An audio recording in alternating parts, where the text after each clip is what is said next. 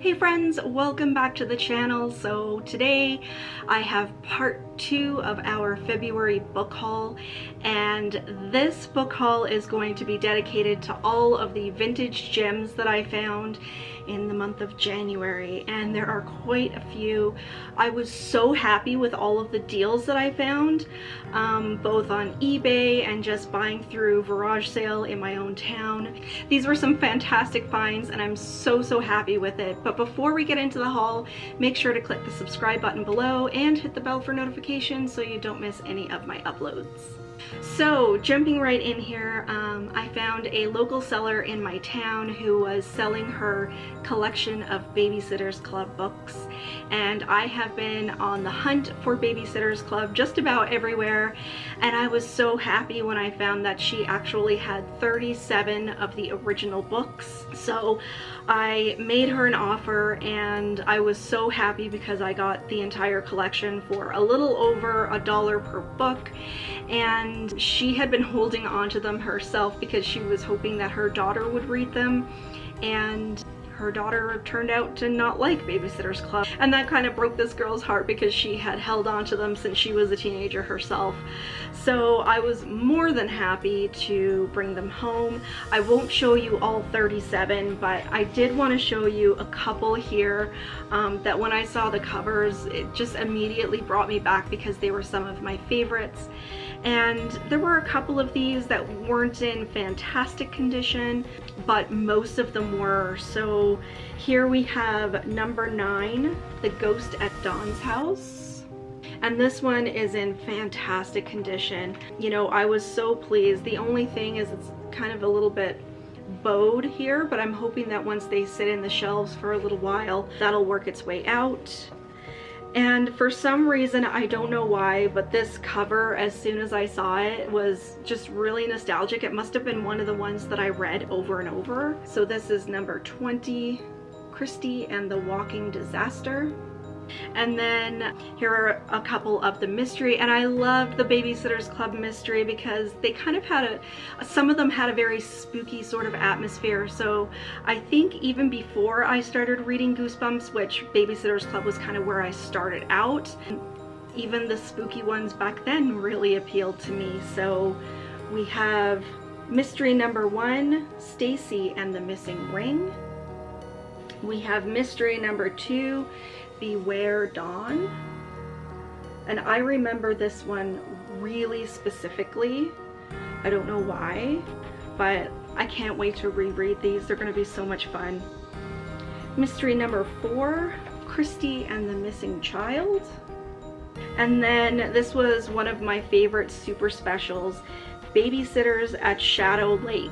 And it says, campfires, ghost stories, summer vacations are the best. And I think this one would have reminded me of when I was in like Girl Guides and we would go camping in the summer, and it was, you know, a lot of fun. So that's that one. So yeah, like I said, 37 of these. I had a couple in the series already, but I think I only had about, you know, 6 or 7. So this was a huge find for me, and I was so pleased with it. So next up, of course, we have some L Stine. So this first one is just a random thing that I saw on eBay, and it was super cheap. I think I got this book for $2. It's called The Time Raider,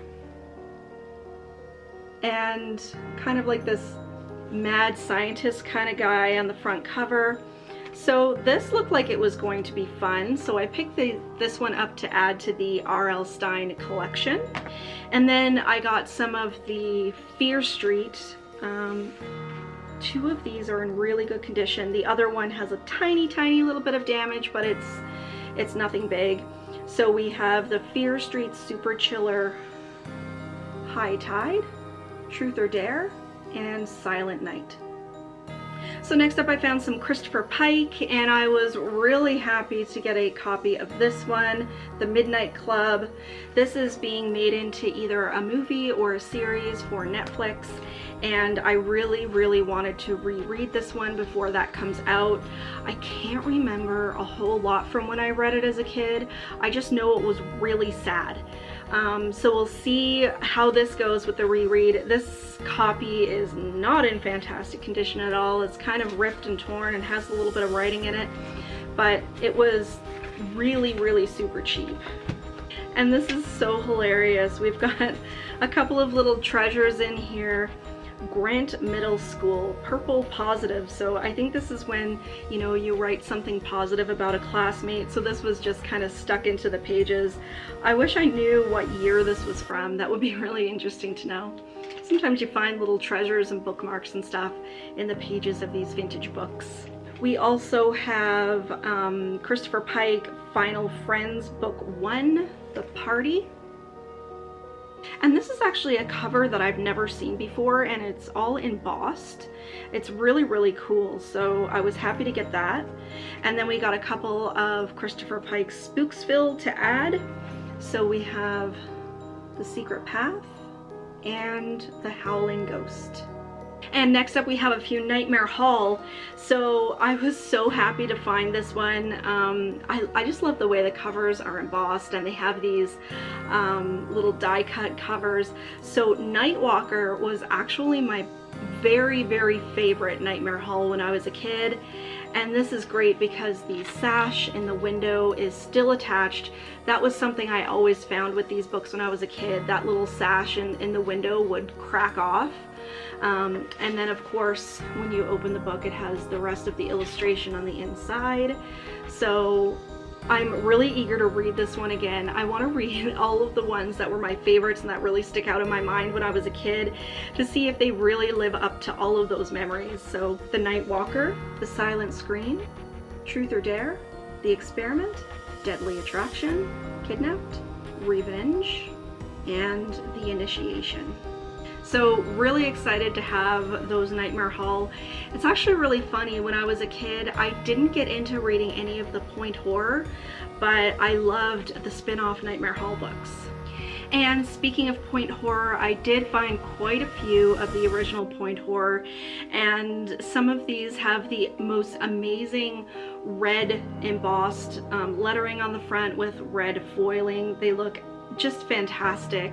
So we have Call Waiting, The Girlfriend, The Boyfriend, Blind Date, The Return of the Vampire, The Lifeguard, Beach House, The Hitchhiker, The Babysitter 2, The Babysitter 3, and The Babysitter 4. It's too bad that The Babysitter 3 kind of has an alternate cover, but that's okay. I'll keep an eye out for one.